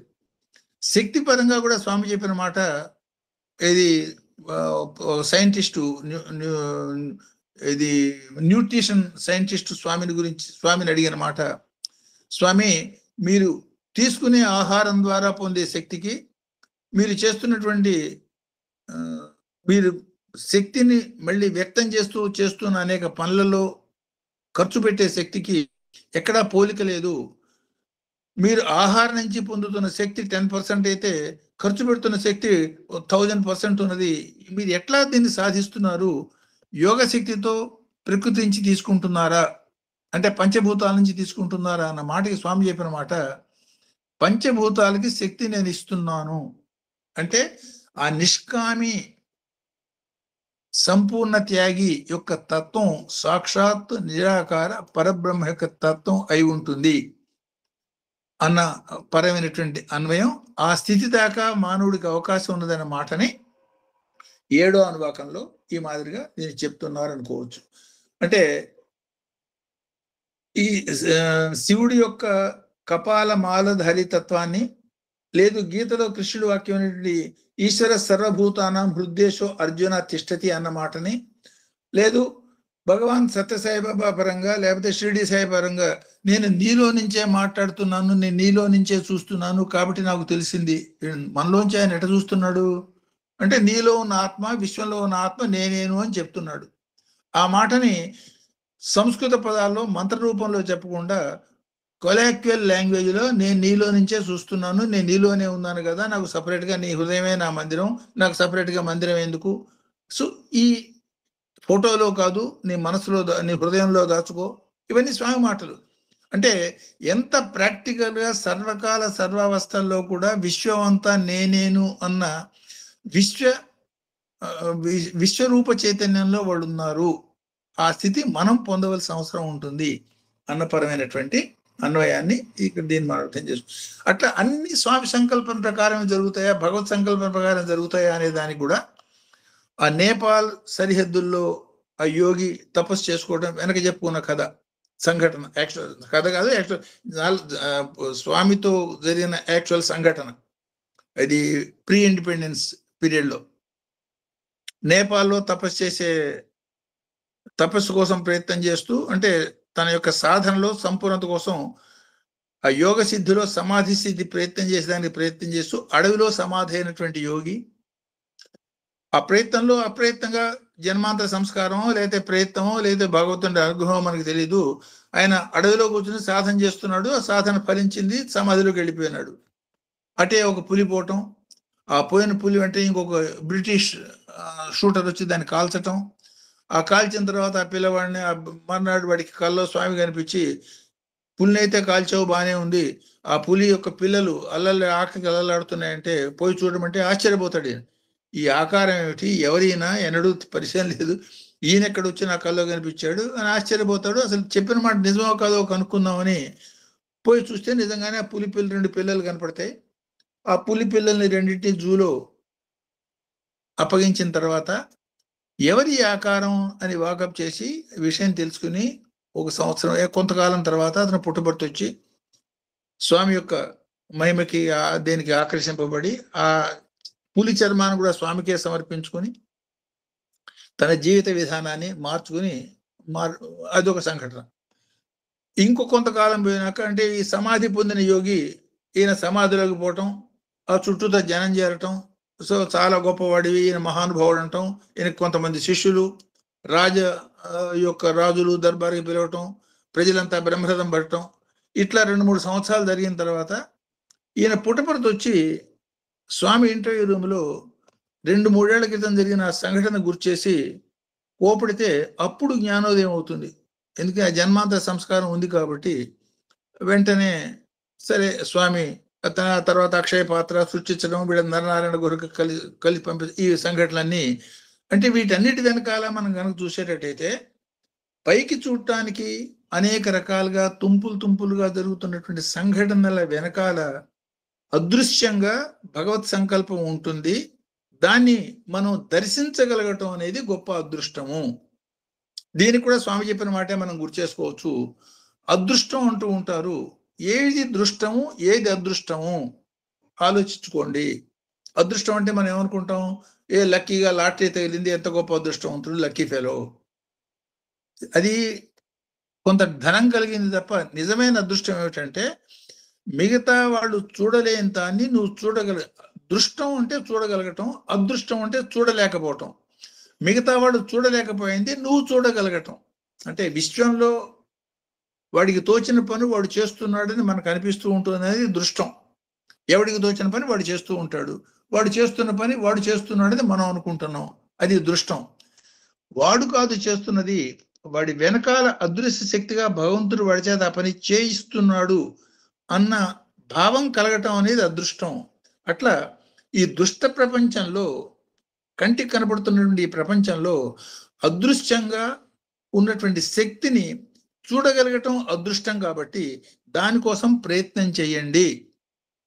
ఆ ప్రయత్నం చేయటంలోనే పొందవలసినటువంటి అతీతమైనటువంటి భగవతత్వాన్ని, నిరాకారతత్వం దాకా పొందగలగచ్చు అన్న సంకేతాన్ని ఈ మంత్రం మనకి ఇండైరెక్ట్ గా ఇండికేట్ చేస్తుంది. అంటే సాధారణమైనటువంటి వ్యక్తులు, తెలిసిన వాళ్ళంతా కూడా, ఫర్ ఎగ్జాంపుల్ రమణ మహర్షి కానీ, రామకృష్ణ పరమహంస కానీ, లీలలు అనేది కొన్ని సందర్భాల్లో వాళ్ళు చేసిన కేవలం భగవత్ సంకల్పానుసారమే వాళ్ళు చేస్తారు తప్ప వ్యక్తిగతంగా వాళ్ళ యొక్క శక్తుల్ని ప్రకటించేదానికి చెయ్యరు అనేది కూడా మనకి ఇందులో అర్థమవుతుంది. అట్లా వ్యక్తిగతంగా శక్తుల్ని ప్రకటించడానికి ఎవరన్నా చేసేటట్టయితే వాళ్ళు యోగ భ్రష్టులు కావటం, భగవత్ సంకల్పానుసారం కనుక చేసేటట్టయితే అది భగవంతుడు వాళ్ళని ఇన్స్ట్రుమెంట్ గా వాడుకుని చేయించినట్టుగా కావటం అనే సంఘటనని, ఎన్నో సంఘటనని మనం యోగి ఆత్మకథ బుక్ లో మనం చూడొచ్చు. ఒక సందర్భంలో యుక్తేశ్వరగిరి మహారాజ్ అంటే చనిపోయిన తర్వాత కూడా తన శరీరాన్ని పట్టుకొచ్చి గురువుగా చూపించి, చనిపోయిన శరీరం దహనం చేసిన 6 నెలలకి మళ్ళీ సశరీరంగా దర్శనం ఇచ్చిన వ్యక్తి శిష్యుడికి. ఆయన శిష్యుడిగా ఉన్నప్పుడు వాళ్ళు గురువు గారి దగ్గరికి పోయినప్పుడు ఈయన దాదాపు 40 రోజులు 50 రోజులు టైఫాయిడ్ లాంటి తీవ్రమైన వ్యాధి కలిగి సావు బతుకుల మధ్యలో మొత్తానికి బతికి గురువు గారి దగ్గరికి అనుగ్రహం కోసం పోతాడు. ఏమిటంత బలహీనంగా ఉన్నావు? ఏమిటంటే, స్వామి జరిగింది ఇది, కేవలం మీ దయతో బతికాను. అట్లానా? సరే, సంపూర్ణమైన ఆరోగ్యం పొందుతావులే అని చెప్పంగానే ఇతను చూస్తుండగానే జస్ట్ కాసేపు కూర్చొని నాతో మెడిటేట్ చేయమంటాడు. ఆయన చూస్తూ మెడిటేట్ చేస్తే యాజ్ ఇట్ ఈజ్ గా శరీరంలో ఫిజికల్ గా 15 to 20 kg ఫిజికల్ గా పెరిగి, అంతకుముందు మామూలుగా కండలు తిరిగిన శరీరంతో ఏ మాదిరిగా ఉన్నాడో ఆ మాదిరిగా తయారై బయటికి రావటం మనకు కనపడుతుంది. తల్లిదండ్రులు అంటే ఈ యుక్తేశ్వరగిరి మహారాజ్ తల్లిదండ్రులే ఆశ్చర్యపోతారు ఏమిటిది అని. సో ఇది ఇట్లాంటి అనుభూతులు అంటే భగవత్ సంకల్పానుసారం వాళ్ళు చేసినప్పుడు ఇవన్నీ వాళ్ళ యోగ భ్రష్టతకి దారి తీయవు. జగత్ కళ్యాణం కోసం రకరకాల కార్యాలు చేసినట్టు అవుతుంది. అట్లా కాక శక్తిని ప్రదర్శించారా యోగి రావులాగాను, లేదు అఖిల్ కోట్కర్ మహారాజు కథలో ఆ యోగి బంగారం చేయటం లాంటిదాను, ఆ మాదిరి శక్తి ప్రదర్శనగా కనుక చేసేటట్టయితే యోగ భ్రష్టత కలుగుతుంది. అట్లా కాక భగవత్ సంకల్పానుసార చర్యగా చేసేటట్టయితే అది వాళ్ళ జీవన్ముక్త స్థితికి దారి తీస్తుంది. ఈ రెండిట్లో తేడా తెలుసుకుని మీకు ఇచ్చినటువంటి స్థితిగతులు, అందరికీ ఒకే స్థితి భగవంతుడు ఇవ్వడు. ఒక్కొక్కళ్ళకి ఒక్కొక్క స్థితి. ఒకటి గొప్పగా పాట పాడచ్చు, ఒకటి గొప్పగా కార్యక్రమాలు చేయొచ్చు, ఇంకోటి గొప్పగా ఇంకేదో ఉండొచ్చు. సో ఏ శక్తియుక్తులు భగవంతుడు మనకి ఇచ్చాడో వాటిని భగవద్దత్త శక్తులుగా ముందు మనం అర్థం చేసుకొని, వాటి మూలంగా మనం ఏదో మన స్వప్రయోజకత్వం అనే భావన వదులుకొని, సో త్యాగపరమైనటువంటి భావాలతో సేవ, ఈ కార్యక్రమాల ద్వారా భగవంతుణ్ణి మనం పొందొచ్చు అన్న మాటని ఆ లీలల్లో మనం అర్థం చేసుకోవచ్చు. ఇదే కొన్నాడు పోయినాక యుక్తేశ్వరగిరి మహారాజ్ ఓ సందర్భంలో లహర్ మాస్టర్ దగ్గరికి పోయినప్పుడు ఎవరో చనిపోయిన వ్యక్తిని చూడటానికి పోతూ చాలా దుఃఖంగా, సరే పోయి లహరి మహాశయకి ఆయన ఒక చిన్న దీపం, ఆనందంతో ఉన్నటువంటి దీపం వెలుగుతూ ఉంటుంది అక్కడ. ఆ సీసాలో ఆ వెలుగుతున్న దీపంలోంచి కొంచెం ఆముదం తీసుకుపోయి ఆ పిల్లవాడిగా ఎవరి దగ్గరికి పోతున్నావో వాడికి ఆ నోట్లో వేయమంటాడు.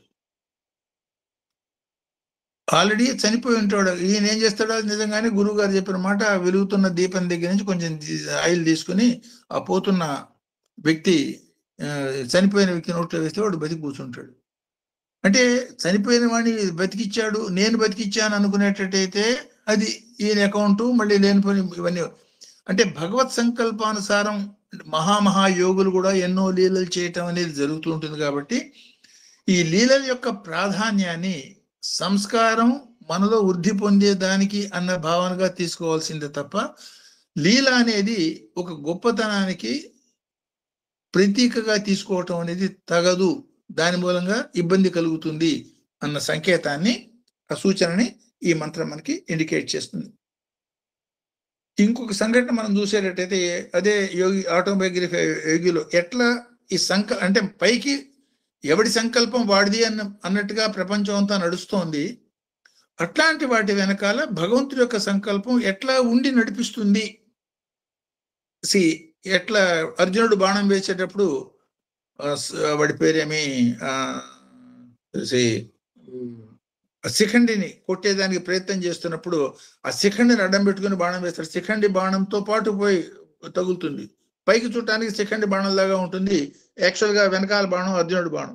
అట్లా భగవత్ సంకల్పం ఈ సంకల్పాల వెనకాల ఎట్లా ఉండి ఉంటుంది అనే దానికి సూచనగా ఒక సంఘటన మనం గుర్తు చేసుకోవచ్చు. ఇది కూడా ఆటోబయోగ్రఫీ ఆఫ్ యోగిలో ఉన్న సంఘటన. ఒక సందర్భంలో యుక్తేశ్వరగిరి మహారాజ్ దగ్గర 10-15 మంది 20 మంది ఎంతమంది ఎక్కువ మంది శిష్యులు ఉండేవాళ్ళు.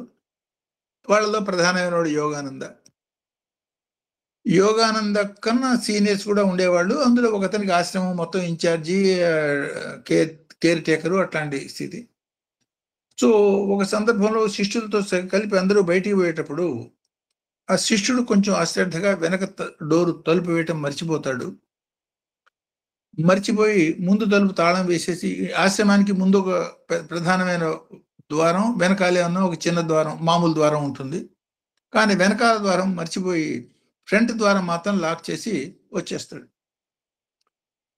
సరే వీళ్ళు ఆశ్రమం 1 గంట 2 గంటలో బయట అవన్నీ తిరిగి వచ్చి చేసి వచ్చేటప్పటికి ఆ వెనక తలుపు తీసి ఉంటుంది. ఆ వెనక తలుపులోంచి ఎవరో లోపలికి వచ్చి దొంగతనం చేసి ఉంటారు.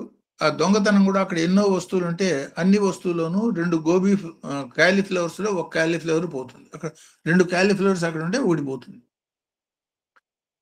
సరే ఆ సాకు తీసుకుని గురువు గారు అశ్రద్ధ, అది పనికిరాదు అని గురువు కోపడ్డాక సరే అతను కూడా పొరపాటు తెలుసుకుని శ్రద్ధగా ఉండేదానికి యోగానంద ఒక ప్రశ్న వేస్తాడు. స్వామి, ఈ జరిగిన విధానం ఇదంతా చూస్తుంటే ఇదేదో మామూలు దొంగతనం వల్లే లేదు. ఎన్నో విలువైన వస్తువులు ఇక్కడ ఉన్నాయి. ఈ విలువైన వస్తువులు ఏది అతను ముట్టుకోలేదు. పైగా ఈ క్యాలీఫ్లవర్ కూడా 2 పెద్ద పెద్ద క్యాలీఫ్లవర్స్ ఉంటే ఒకటే తీసుకుపోయినాడు. ఇది నాకు కొంచెం అనుమానంగా ఉంది. దీని వెనకాల ఉన్న నిజమైన యథార్థ సంఘటన మీరు నాకు చెప్పాలి అంటే ఆయన సినిమా రీల్ వెనక్కి తిప్పి చూపించినట్టుగా వాళ్ళకి స్క్రీన్ మీద చూపించినట్టుగా చూపిస్తాడు జరిగిన సంఘటన ఏమిటో. ఒక రైతు ఆ మార్గాన పోతూ ఉంటాడు. ఇది వెనకాల డోర్ వైపు నుంచి వాడి మా నాన్న పొలం నుంచి ఇంటికి పోతూ ఉంటాడు. ఇంటికి పోతున్నవాడు యాక్చువల్గా ఈ గుమ్మం దాటి, అంటే వెనకాల ఉన్న డోర్ ఏదైతే ఉందో దాటి 2-4 అడుగులు ముందుకు వెళ్తాడు. ఆ వెళ్ళిన వాడికి సడన్ గా ఆలోచన మారి మెకానికల్ గా ఒక రోబోట్ నడిచినట్టుగా స్ట్రైట్ అవే తెలిసిన వాళ్ళలాగా వెనక డోర్లోంచి లోపలికి పోయి లోపల దాకా పోయి ఈ 2 క్యాలీఫ్లవర్స్ లో పెట్టున్న జాగాకి పోయి వాటిలోంచి ఒకటి తీసుకుని మళ్ళీ తన మా నాన్న తలుపులోంచి బయటికి వెళ్ళిపోతాడు. అప్పుడు తర్వాత యుక్తేశ్వరుడు చెప్తాడు, ఇతను అశ్రద్ధగా చేసిన దానికి అతనికి పాఠం చెప్పాలనే ఉద్దేశంతో నేనే వాడి ఆలోచనని ప్రభావితం చేశాను. సో వాడు దొంగ కాదు. చాలా కాలం బట్టి ఈ తినాలనే తాపత్రయం ఉంది, కానీ వాడి పరిస్థితులు అనుకూలించగా దీన్ని కొనుక్కుని తినేదానికి వాడికి అవకాశం చిక్కగా తినలేదు. కానీ వాడి మనసులో కోరిక మిగిలిపోయింది. వీడికి పాఠం చెప్పినట్టు అవుతుంది, వాడికి కోరిక తీర్చినట్టు అవుతుంది అని ఆ సంఘటన నేనే చేశాను. అంటే భగవత్ సంకల్పానుసారం పైకి సాధారణంగా మానవ సంకల్పాలు లేదు, ఆ జంతు యొక్క సంకల్పం, అదో పాము కరిచింది, లేకపోతే ఎప్పుడు కరిచింది, లేకపోతే ఇంకేదో కరిచింది అనుకోవటం, వీటి వెనకాల భగవంతుడి యొక్క అదృశ్యమైనటువంటి శక్తి సంకల్పం ఏ మాదిరిగా ఉంటుందనేది దాన్ని చూడటం నేర్చుకోండి. సృష్టిలో జరుగుతున్న సంఘటనలలో దాన్ని చూడగలిగినప్పుడు మాత్రమే గ్రాడ్యువల్ గా మీ మనో స్థిరత్వాన్ని సాధించుకునే దానికి మీకు అవకాశం చిక్కుతుంది. అట్లా ఆలోచించలేకపోయినారా? కపాలమాలాధారి అందరి యొక్క ఆలోచనలను ప్రేరేపించే భగవంతుడు ఎవరి చేత నీకు కష్టం కలిగించాలో, ఎవరి చేత నీకు సుఖం కలిగించాలో అవి చేస్తూనే ఉంటాడు. 2 దైవచర్యలుగా భావించినప్పుడు మాత్రమే ఈ రెండిటికి అతీతమైనటువంటి న్యూట్రల్ స్టేట్ సాధ్యమవుతుంది అన్న సంకేతంగా దీన్ని మనం తీసుకోవచ్చు. అంటే ఇవాళ ఉన్నటువంటి సొసైటీలో అనేక రకాల మార్పుల మూలంగా ఈ హైందవ సంస్కృతి, ఈ deep knowledge connected to the spiritual texts and వేదాలు, వీటికి సంబంధించింది మనకి దాదాపు దొరకకుండా పోవటం మూలంగా, అంతేగాక దైవతత్వాన్ని మానవతత్వంగా భావించి, అంటే వాళ్ళకి ఎట్టా పిల్లలు పుట్టారు, వీళ్ళకి ఎట్టా ఉన్నారు, ఇంతమంది ఈ పనులు ఎట్టా చేస్తాడు, అంటే మానవ మానవుడు దైవంగా మారాల్సింది పోయి దైవాన్ని మానవ స్థాయికి పట్టుకొచ్చి ఆలోచించడం మొదలుపెట్టారు కాబట్టి ఈ రకమైన ఇబ్బందులు కలుగుతున్నాయి తప్ప యాక్చువల్గా విస్పష్ట భావంతో అంటే కొంచెం విచక్షణ జ్ఞానంతో కనుక వీటిని అర్థం చేసుకునేటట్టయితే ఈ జరుగుతున్న అనేక రకాల సంఘటనలు మనకి అనేక విషయాలు మనకి బోధిస్తాయి. ఇప్పుడు ఫర్ ఎగ్జాంపుల్ చూడండి, రావణాసురుడు, కుంభకర్ణుడు, విభీషణుడు ముగ్గురు అన్నదమ్ములు, ముగ్గురు తపస్సు కూర్చున్నారు, తపస్సు చేశారు. వాళ్ళలో అందరికన్నా చిన్నవాడు విభీషణుడు. మిగతా ఇద్దరు వాళ్ళకి ఏమన్నా చిరంజీవిత్వం కావాలని కోరారు. అది కాని పరిస్థితుల్లో ఎవడికి తోచింది వాడు కోరారు. సరే, వాళ్ళకి ఇద్దరికి ఇవ్వలే. అసలు ఈ విభీషణుడు చిరంజీవి అడగనే అడగడు. అయినా సరే అయాచితంగా నువ్వు చిరంజీవి అవుతావని ఆయన వరం ఇస్తాడు. ఏమిటి దాని వెనకాల అర్థం ఏమిటి? ఏ భావనతో మనం కార్యక్రమాలు చేస్తున్నామో ఆ భావాలకి భగవంతుడి యొక్క ప్రతిస్పందన కనపడకుండా అదృశ్యంగా ఉంటుంది సుమా.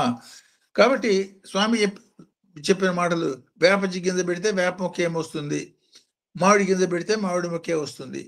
సో ఈ చాలా క్యాజువల్గా చెప్తున్న మాటల వెనకాల అంతరార్థాలు మనం చూస్తే వాటిని అన్వయించుకోవడంలో కొంచెం విచక్షణతోనూ వివేకంతోనూ ఆలోచించి అన్వయం చేసుకుంటే మనకి అర్థమవుతాయని.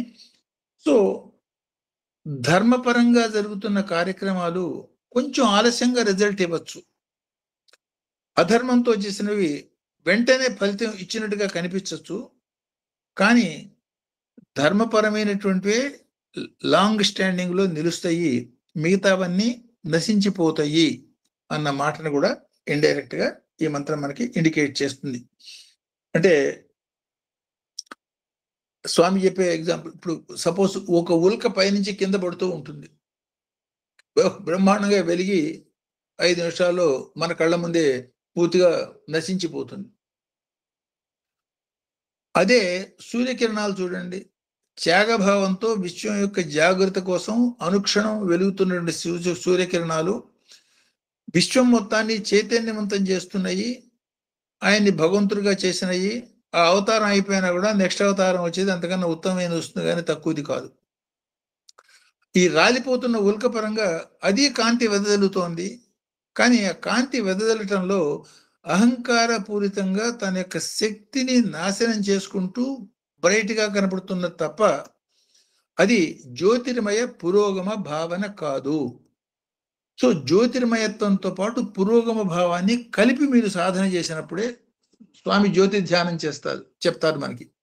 ఏమిటా జ్యోతి ధ్యానం? ఆ బాహ్యంగా ఉన్న జ్యోతి నాలో అన్ని అంగాల్లో విశ్వ విరాట్ స్వరూపంగా ప్రకాశిస్తోందన్న అల్టిమేట్ జ్యోతిర్మయ తత్వానికి మార్గం కావాలి తప్ప అహంకారానికి పనికిరాదు. తారకుడు అసురుడు అంటే తరింపవలసిన శక్తి కలిగిన శక్తి సంపన్నుడైన వాడు అసురుడుగా మారితే వాడు తారకాసురుడైనాడు. రావణ బ్రహ్మ అసుర భావం కాబట్టి రావణ అసురుడైనాడు. కాబట్టి శక్తి శక్తిగానే ఉంటుంది. ఆ శక్తిని వినియోగించుకునే విధానంలో తేడా మూలంగా అసురత్వం కానీ దైవత్వం కానీ సాధ్యం అవుతుంది. కాబట్టి మీకు ఇచ్చినటువంటి లిమిటెడ్ శక్తుల్ని సద్వినియోగం చేసుకోవటం మూలంగా అన్లిమిటెడ్గా మారే అవకాశం ఉంటుంది.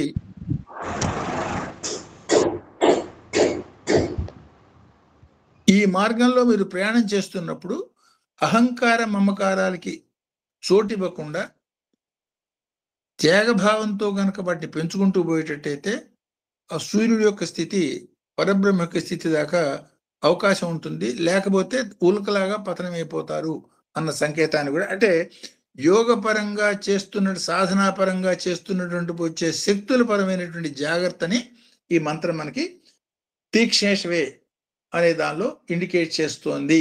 అంటే మనస్సు యొక్క ప్రలోభాల మూలంగా దెబ్బతినిపోకుండా స్థిరమైనటువంటి మనస్సుతో ఉదాత్తమైనటువంటి స్థితిగా పోయేదానికి అర్థం చేసుకోండి అన్న పరంగా అర్థమయం చేసుకోవచ్చు. ఇంకొక ఘటన చెప్పేసి యోగానందలో అంటే యోగి ఆత్మకథలోనే ఇంకో సంఘటన ఇక్కడ ఏదో చెప్పి దీన్ని క్లోజ్ చేస్తాను. అందులోనే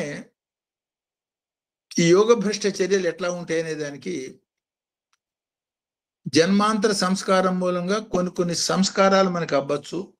సార్ మీరు ఎప్పుడు చదివారు సార్ ఈ గ్రంథం? చాలా దాదాపు 30-40 ఇయర్స్ అయి ఉంటుంది. మరి ఎట్లా కోడ్ చేస్తున్నారు సార్? అంటే ఈ మంత్రానికి అది వచ్చినప్పుడు అది గుర్తొచ్చింది అంతే, అందుకని ఏం లేదు. Great great. సో యాక్చువల్లీ ఈ యోగానంద దానిలోనే ఒక సంఘటన, అంటే ఈ యోగ భ్రష్టతకి సంబంధించిన సంఘటన అది, కాబట్టి అది ఇమ్మీడియట్ గా అది గుర్తొచ్చి చెప్తున్నా అంతే. ఒక చాలా వయసులో వృద్ధుడైన ఒక బ్రాహ్మడు మొహం తేజస్తో వెలుగుతూ ఉంటుంది. పిల్లలు అక్కడ ఆడుకుంటుంటే చాలా దాహంతో ఉన్నవాడు పిల్లవాడిని దాహం అడుగుతాడు. అంటే ఇది కూడా మోర్ దాన్ 100 years బ్యాక్ సంఘటన, అందులో రికార్డ్ అయిన సంఘటన. ఆ పిల్లవాడు చాలా వినమ్రంగా దండం పెట్టి, స్వామి మంచినీళ్ళు ఇచ్చేదానికి నేను ముస్లిం పిల్లవాడిని, అందుకని వెనకాడుతున్నాను. ఈయనంటాడు, నాకు ఆ ఇబ్బందులు లేవులే, వాటికి ఆ స్థితి నాకు వర్తించదు, నువ్వు నీళ్లు తీసుకురా అంటాడు. వాడు నీళ్లు పట్టుకొస్తాడు. వాడి వంకోసారి తేరిపారు చూసి, నీకు జన్మాంతర సంస్కారం ఉన్నది, కానీ జాగ్రత్త కూడా చాలా అవసరం. జన్మాంతర సంస్కారం మూలంగా వచ్చిన వాటిని ప్రలోభాలకి వాడేవా దెబ్బతింటావు, ఆ సంస్కారాన్ని వృద్ధి చేసుకో, లేతే దెబ్బతింటావు అని చెప్పి ఏదో మంత్రం చెప్తాడు. సరే వాడు కూడా చాలా శ్రద్ధగా, చిన్నతనంలోనే వచ్చింది, చాలా శ్రద్ధగా మంత్రాన్ని జపం చేస్తాడు. వాడికి తెలియకుండానే వాడి యుక్త వయసు వచ్చేటప్పటికి ఆ మంత్రం ఫలిస్తుంది. దాంతో ఏమవుతుంది, వీడికి అదృశ్యమైనటువంటి స్పర్శాసిద్ధి కలుగుతుంది. అంటే స్పర్శ అంటే ఒకసారి ముట్టుకోగానే ఆ ముట్టుకున్న వస్తువు ఎంత దూరంలో ఉన్నా ఎక్కడున్నా వాడు పిలిస్తే వచ్చేది. You can call it bio transportation అనుకోవచ్చు. అంటే మానసిక శక్తితో వస్తువుని ట్రాన్స్పోర్ట్ చేయటం, ఎంత దూరంలో ఉన్న వస్తువునైనా ట్రాన్స్పోర్ట్ చేసి తీసుకొచ్చే స్థితి వీడికి అర్థం. కాకపోతే దాని కండిషన్ ఒకసారి వీడు ముట్టుకోవాలి. సరే ఎప్పుడైతే అది కలిగిందో అది చాలా కొత్తగా ఉంటుంది, చాలా ఆశ్చర్యంగా ఉంటుంది, అందరూ మెచ్చుకోవటంతో వీడి ఇంకాస్త అహంకారం మెల్లిమెల్లిగా పెరిగి వీడితో పాటు చుట్టూ ధ్యానం చేరటం. సో వీడి చరిత్ర దాదాపు ఒక 5-6 ఏళ్ల పాటు వీడు వర్చువల్గా మొత్తం ఆ ఊరి వాళ్ళని, చుట్టుపక్కల వాళ్ళని చాలా ఇబ్బంది పెడతాడు. వీడు ఈ నగ చాలా బాగుంది, ఒకసారి ముట్టుకుని చూశాడు, ఆ నగ వాడు తీసుకుని వెళ్ళిపోతారు. వాడు తీసుకుని వెళ్ళిపోయాక ఒక 10-15 నిమిషాల్లో ఆ నగ వాళ్ళ దగ్గర నుంచి వీడి దగ్గరికి వచ్చేస్తుంది. ఎందుకని వీడి సంకల్ప శక్తి. ఇట్లా చాలా ఇబ్బంది, ఎవడు కేసు పెట్టేదానికి వీల్లేదు, నానా ఇబ్బంది పడుతూ ఉంటారు ఊళ్ళో జనం అంతా. రైల్వే టికెట్స్ కూడా ఈ మాదిరిగా వాడు టెలి ట్రాన్స్పోర్ట్ చేసిన విధానం, రైల్వే డిపార్ట్మెంట్ కూడా ప్రూఫ్ లేక ఏమి చేయలేకపోవటం కూడా రికార్డ్ అయి ఉన్నాయి వాడి గురించి, ఆ పిల్లవాడి గురించి. ఇట్లా జరుగుతూ ఉంటుంది. ఒక 5-6 ఏళ్ళు వీడు పూర్తి అహంకారంతో ఉన్న సందర్భంలో వాడికి రోడ్డు మీద ఒక ముసలి బ్రాహ్మడు కనపడతాడు. ఆయన కాలు కుంటుకుంటూ ఆ చేతికి ఏమన్నా పెద్ద బ్రహ్మాండమైనటువంటి బంగారపు గండ పెండేయాలని చేతికి ఉంటుంది. వీడు యూజువల్ పద్ధతిలో మిగతా వాళ్ళతో కూడా కలిసి రోడ్డు మీద తిరుగుతున్న బంగారం ఎప్పుడైతే గండ పెండేలాగా చేతికి అయితే వెలుగుతున్నది బంగారం చూశాడో వాడు ఆశ్చర్యంగా దగ్గరికి వచ్చి, చాలా స్వామి నమస్కారంగా చాలా వినయ విధేయులతో, ఒకసారి ఆ గండ పెండేరాన్ని నేను చూసిస్తాను, ఇస్తారా అంటే ఈయన కూడా ముసలాయన తీసిస్తాడు. తీసిచ్చినాక అది మళ్ళీ వాపస్ చేస్తాడు. వాపస్ చేసి వీడు దాన్ని ట్రాన్స్పోర్ట్ చేద్దాం అనుకునేటప్పటికీ వెంటనే ఈ ముసలాయన 2 కాళ్ళ మీద నిలబడి, నీకు ఏ శక్తి అయితే ఇచ్చానో ఆ శక్తిని నీ నుంచి వాపస్ విత్డ్రా చేస్తున్నాను అనే మాట మాట్లాడతాడు. వీడు దాదాపు షాక్ తింటాడు. వాడికి ఏమిటి, చిన్నప్పుడు ఎప్పుడో దాదాపు అప్పటికి 30-20 ఏళ్ళు అయిపోయి ఉంటుంది. 15-20 సంవత్సరాల క్రితం ఏ గురువు అయితే వాడికి మంత్ర ఇచ్చాడో ఆయనే వచ్చి అది విత్డ్రా చేయటం, తర్వాత వీడు క్షమాపణ పెట్టడం, తర్వాత నీకు ఇచ్చిన సంస్కారాన్ని సక్రమంగా వాడుకోబోతే వచ్చే స్థితులు నీకు ఆనాడే చెప్పాను, నీకు అర్థం కాలేదు అని వాడిని మళ్ళీ గ్రాడ్యువల్గా పురోగతి వైపు మార్చి, ఆనాటి నుంచి ఆ సంఘటన అన్ని కూడా మారిపోయినట్టుగా రికార్డ్ అయి ఉంటుంది అందులో. అంటే సాధనా స్థితిలో అనేక స్థితుల్లో మనం ఉంటూ ముందుకు పోతున్న సందర్భంలో తగ్గ జాగ్రత్తలు తీసుకోవటం అనేది చాలా ఇంపార్టెంట్ అని, అట్లా కాకుండా గాల్లో పెట్టిన దీపంలాగా, లేదు పైనుంచి కిందకి జారుతున్న ఉలకలాగా మన సాధనా శక్తులు అంటే సేవ చేస్తున్నాం, లేదు 10 మందికి ఉపయోగపడే కార్యక్రమాలు చేస్తున్నాం. వీటి మూలంగా కలుగుతున్న మంచిని సద్వినియోగం చేసుకోకపోయేటట్టయితే, అహంకారంగా వాడేటట్టయితే ప్రమాదము, జాగ్రత్త అన్న మాటని మానవ మహర్షి అయినటువంటి రోమసి మహర్షి ఈ 5వ మంత్రం ద్వారా, అంటే ప్రపంచాన్ని దాటిపోవాలి అనేటట్టయితే ఈ భావాల్ని మనం కొంచెం త్యాగం చేసి అతీతంగా ఉండాలి అన్న సూచనని ఈ మంత్రం ద్వారా మనకి ఇండికేట్ చేస్తున్నాడు అనుకోవచ్చు. సో ఇక్కడ దీన్ని ఆపుతాను. ఈ 6వ మంత్రం నెక్స్ట్ దానిలో చెప్పుకుందాం. సో ఏదన్నా ఇందులో దీని క్వశ్చన్స్ కానీ, ఫర్దర్ ఎలాబొరేషన్ ఆర్ ఏదన్నా డౌట్స్ అట్లా ఏదైనా ఉందా?